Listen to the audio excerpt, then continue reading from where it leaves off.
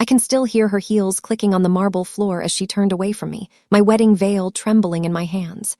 "If you walk down that aisle," my mother said, her voice low enough for everyone to hear, "you are no longer my daughter." I remember the silence that followed, the gasps, the whispers, the sting of humiliation as she walked out of the church in front of everyone. I was standing there, in white, abandoned by my own mother on the happiest day of my life. And I remember thinking, is love really worth losing everything? But I still took Noah's hand, because I knew if I let go of him that day, I'd lose myself too. Where are you watching from today? Drop your location in the comments below and hit that like and subscribe button if you've ever been rejected by family for following your heart.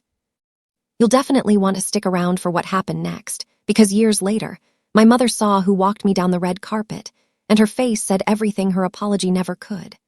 My name is Lena Whitmore, and I grew up in a world where love was a transaction. Every relationship in my family was calculated for power, status, and image. My mother was a queen in pearls and pretense, and we were her perfect little soldiers in silk dresses. Dinner parties were performances. Church was networking. Even our smiles had price tags attached. I learned early that approval came with conditions. Good grades earned a new car. The right boyfriend earned a seat at the table. The wrong one earned exile. My father passed away when I was 12, leaving my mother to run the family empire alone. She wore black for exactly 6 months, then replaced grief with control. My 2 sisters, Victoria and Claire, fell in line perfectly. They dated lawyers and bankers, spoke 3 languages, and never questioned mother's rules. I tried to be like them. I really did. But then I met Noah, and everything I thought I knew about love completely shattered. I met Noah on a Tuesday afternoon when the elevator in my office building broke down. I was trapped between floors for 40 minutes with a maintenance worker who made me laugh harder than any corporate dinner ever had. He had rough hands, a soft voice, and this way of looking at the world that made everything seem simpler. When the doors finally opened, he smiled and said, "Sorry for the delay. Hope your day gets better." I watched him walk away with his toolbox, and something inside me shifted. 3 days later, I saw him at a coffee shop. He remembered my name. We talked for 2 hours about everything except money and status. He told me about his dream of starting his own engineering company someday. About building things that lasted, about legacy over luxury. I fell in love with his honesty before I even learned his last name. My mother would have called that reckless. I called it the first real thing I'd ever felt. For 6 months, I kept Noah secret. We'd meet at small restaurants across town where nobody from my world would see us. He never asked why I was hiding him. I think he knew. But eventually, my mother started asking questions about my schedule, my mood, my sudden happiness. "You're seeing someone," she said one evening over wine. It wasn't a question. I nodded. She smiled. "Bring him to dinner this Sunday. I want to meet the man who's made my daughter glow." I should have known that smile was dangerous. Sunday arrived, and Noah showed up in his best suit, holding flowers he'd probably spent too much money on. He was nervous but genuine, answering my mother's questions with quiet confidence. He talked about his work, his plans, his dreams. My mother listened, with that polite expression she used when evaluating business deals. After he left, she poured herself more wine and said 5 words that changed everything. "He's sweet, Lena, but no." "What do you mean, no?" I asked, my voice shaking. My mother set down her glass carefully. "I mean he's not our kind. He's a maintenance worker, Lena. We are Whitmores. We don't marry down." I stared at her. "He's an elevator technician. He's smart and hardworking and building a future." She laughed softly. "A future." "Darling, we already have a future. You don't need to build one from scratch with someone who showed up to dinner in off-the-rack clothing." The insult landed like a slap. "I love him," I said quietly, her expression hardened. "Love is a luxury for people who can afford to fail. You can't." That night, I called Noah and told him what she'd said. He was quiet for a long moment. Then he asked, "What do you want, Lena?" I didn't hesitate. "You," he exhaled slowly. "Then we'll figure it out." Together. That was the moment I knew I'd chosen right, even if it cost me everything. My mother started her campaign the next week. Subtle at first. She'd mention more suitable men at family dinners, send me job postings in other cities, accidentally forget to invite Noah to family events. Then came the first real threat. She called me into her office at the Whitmore Foundation headquarters. "I'm concerned about your judgment," she said calmly. "So I'm implementing some boundaries. If you continue this relationship, your trust fund access will be limited." I blinked. You're bribing me to break up with him, she smiled. I'm protecting you from a mistake you'll thank me later. I walked out of that office shaking with rage and fear. That night, Noah held me while I cried. We don't need her money, he whispered. I wanted to believe him, but I'd never lived without money. I didn't know how to survive on love alone. I was about to learn the hard way. When Noah proposed 3 months later, I said yes without hesitation. He'd saved for 6 months to buy a simple ring. No diamond, just a silver band he'd designed himself. It was the most beautiful thing I'd ever worn. I told my mother the next day. She went pale. You're making a terrible mistake, she said. One you'll regret for the rest of your life. I lifted my chin. The only mistake would be letting you choose my life for me. She stood up slowly. Then you've chosen him over your family.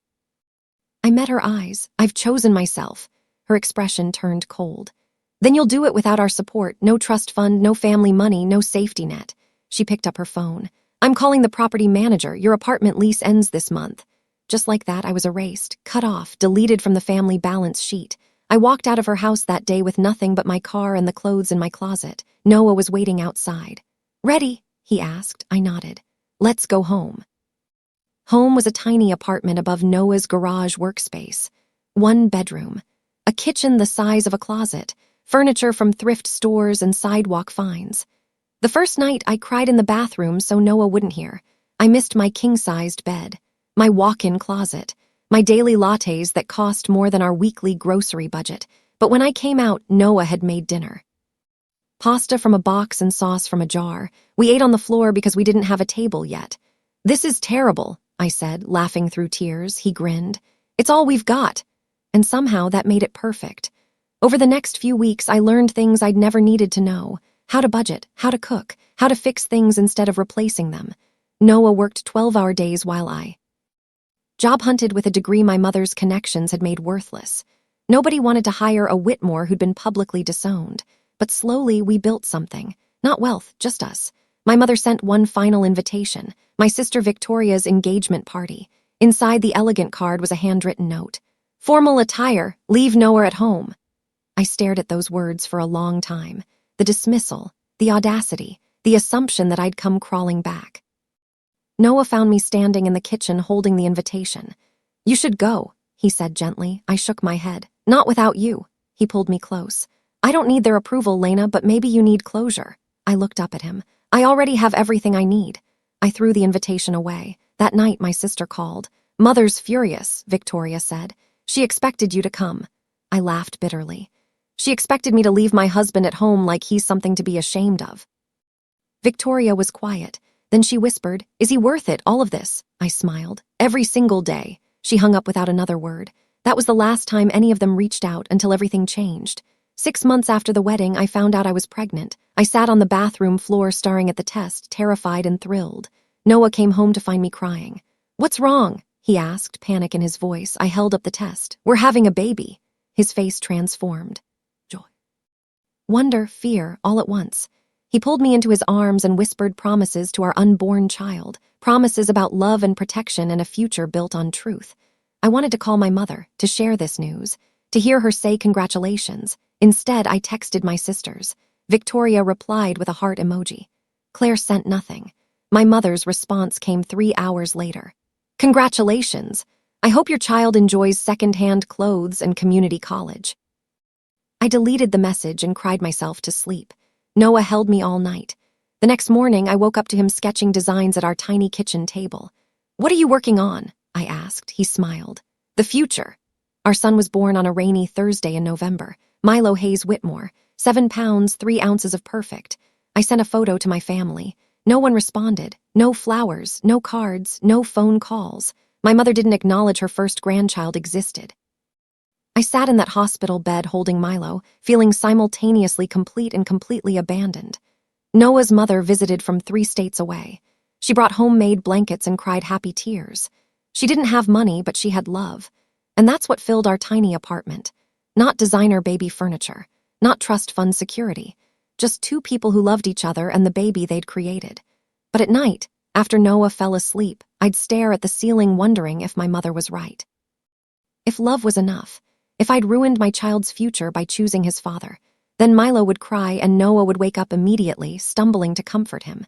And I'd remember why I chose this life, because this was real. Money got tighter. Noah's business struggled to compete with established companies. My mother's foundation quietly blacklisted him from major contracts. Nobody said it directly, but we knew. Clients who'd seemed interested suddenly went cold. Deals fell through at the last minute.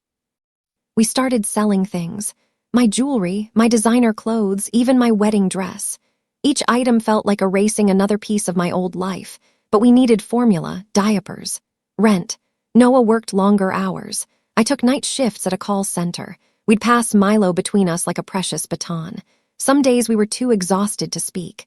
But every night Noah would find me and say, "We're going to make it." I wanted to believe him, but I was drowning in bills and pride and the fear that my mother had been right all along.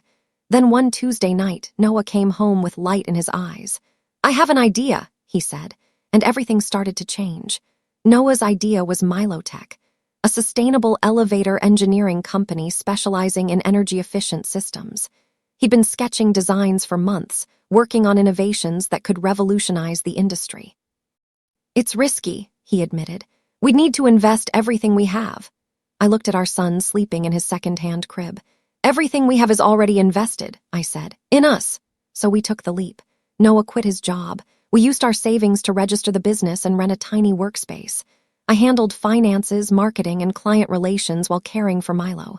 We worked 18-hour days, ate ramen for dinner, survived on 3 hours of sleep. But slowly, impossibly, it started working. A small construction company took a chance on us, then another. Word spread about Noah's innovations, his work ethic, his integrity. The very things my mother had dismissed as worthless were exactly what made him valuable. 6 months in, we landed our first major contract. The check was enough to pay rent for 3 months. Noah spun me around our tiny kitchen, laughing we'd survived. Now we were building. 2 years passed. Milotech grew steadily. We hired 3 employees, moved into a real office, started paying ourselves actual salaries. I could finally buy Milo new clothes instead of thrift store finds. We weren't wealthy, but we were stable, secure, happy. My mother never called, not on Milo's first birthday, not on our anniversary, not when local business journals started featuring Noah's innovations. The silence should have hurt. Instead, it felt like freedom. Then one December morning, an envelope arrived. Thick, expensive cardstock, gold embossing, the Whitmore Foundation annual charity gala, my mother's signature at the bottom. I stared at it for a long time. "You should go," Noah said quietly. I shook my head. "She doesn't want me. She wants to be seen with her successful daughter now that we're not an embarrassment anymore." He smiled sadly. "Then show her what she missed." I looked at the invitation again. "Not yet," I said. "She doesn't deserve to see us until we're everything she said we'd never be." Noah kissed my forehead. "Then let's keep building." Year 3 was explosive. A major corporation discovered Noah's designs and wanted to partner. Then another. Then investors started calling. Milotech expanded to 3 cities. We hired 20 more employees. Revenue hit 7 figures. Business magazines requested interviews. Noah started speaking at engineering conferences. The man my mother said would ruin me was changing an entire industry. I watched him present at a tech summit, explaining sustainable engineering to hundreds of professionals. He wore a suit that actually fit now, but he still had those same gentle eyes, that same honest voice. He hadn't changed. The world had just finally caught up to what I'd always known. He was extraordinary. After his presentation, reporters swarmed him. "How did you build this from nothing?" one asked. Noah smiled and pointed at me in the crowd. "I didn't build it from nothing. I built it with everything that mattered." That night, another invitation arrived. Same gala, same mother, different daughter. This time I said yes. I bought a red dress, not the submissive white my mother had wanted at my wedding, not the pastels she'd approved for family photos. Bold, powerful, unapologetic red. When Noah saw me, he stopped breathing for a second. "You look dangerous," he said. I smiled. "I look free." Gala was in 3 weeks. I had my assistant RSVP that I'd be attending with my husband and son. My mother called within an hour. "Lena," she said, her voice carefully neutral, "I'm so glad you'll be joining us." The warmth sounded practiced, fake. "It will be good to reconnect." I let the silence stretch. "We'll see you there, Mother." She tried to continue. I hung up. Noah found me sitting on the couch, staring at nothing. "Second thoughts?" he asked. I shook my head. "Just remembering." He sat beside me. "Remembering what?" I turned to him. "The day you asked what I wanted and I chose you." He took my hand. "Best decision you ever made," I laughed. Second best, the best was walking down that aisle after she left. His eyes got soft. You were so brave that day. I kissed him gently. I was terrified, but I knew if I let you go, I'd lose myself. He pulled me close. You'll never lose me or yourself, not again. The night of the gala arrived. Milo wore a tiny suit Noah had custom made. I wore my red dress like armor. Noah wore confidence he'd earned, not inherited. We arrived in a car we'd bought ourselves, not one my mother's money had provided. As we pulled up to the venue, I saw photographers, red carpet, lights. My mother standing at the entrance in a silver gown, greeting guests like royalty. She hadn't seen us yet. Noah squeezed my hand. Ready. Milo babbled happily in his car seat, oblivious to the significance of this moment. I took a deep breath. Let's show her what love built. We stepped out of the car. The cameras turned toward us. Someone shouted, "That's Lena Whitmore, the Milotech founder's wife." Another yelled, "She's on the Forbes list." And my mother, standing 20 feet away, froze. Her smile faltered. Because walking toward her, hand in hand, were the daughter she'd disowned and the man she'd said would ruin me. Except we weren't ruined. We were radiant, and she had no idea what to do with that. "Mrs. Whitmore, who designed your dress?" a photographer called. I smiled for the cameras. "A designer my husband surprised me with. He has excellent taste." Flash, flash, flash. "Mr. Hayes, how does it feel to be named one of the top innovators under 40? Noah grinned. "It feels like proof that hard work beats privilege every time."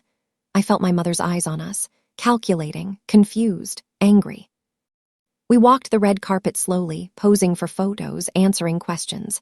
Milo charmed everyone with his giggles. "Is this your first public appearance as a family?" someone asked. I pulled Noah and Milo close. "No," I said clearly. "We've been a family since the day he proposed. The public is just catching up." More flashes, more questions. And through it all, my mother stood frozen at the entrance, her perfect smile cracking, because everyone wanted to talk to us. Not her, us, the daughter she'd erased. The son-in-law she'd dismissed. The grandson she'd never met. We were the story, and she was just background noise. Inside the gala, people swarmed us. Business partners wanting to talk to Noah.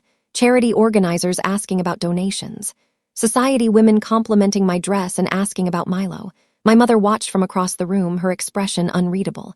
My sisters approached cautiously. Victoria hugged me first. "You look incredible," she whispered.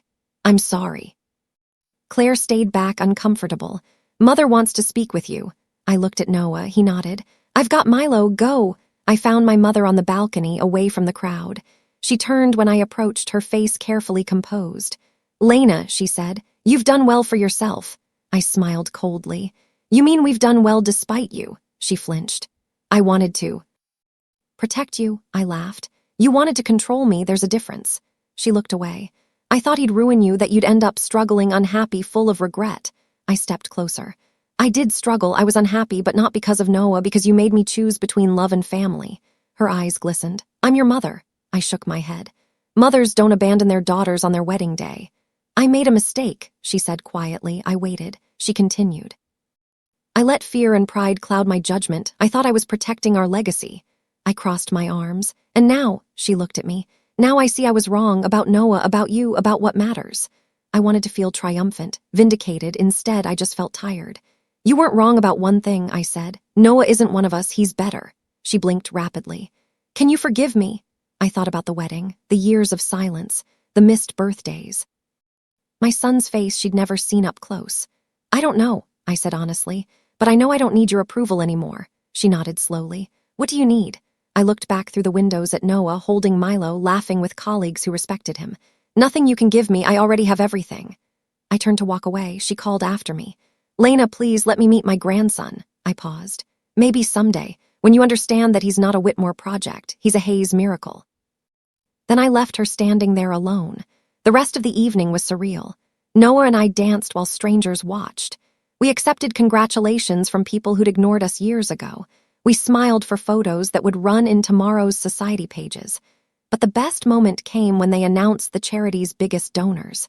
My mother's name was called first, as always. She stood, waving gracefully. Then the organizer continued. "And a special acknowledgement to Milotech Industries for their unprecedented donation and commitment to sustainable community development." The room erupted in applause. Noah squeezed my hand as we stood. My mother's face went pale, because our donation was triple hers, not to show off, but because we actually cared about the cause she'd been using for publicity for decades. As we sat back down, I saw her watching us, not with anger, with something that looked like loss. She'd finally realized what she'd thrown away. Not money, not status, but a daughter who'd loved her enough to defy her, and a son-in-law who'd proven every judgment wrong. It was too late for apologies, but it was the perfect time for peace. After the gala, life continued. We didn't reconcile with my mother immediately. She sent gifts for Milo that we politely returned. She invited us to family dinners we politely declined.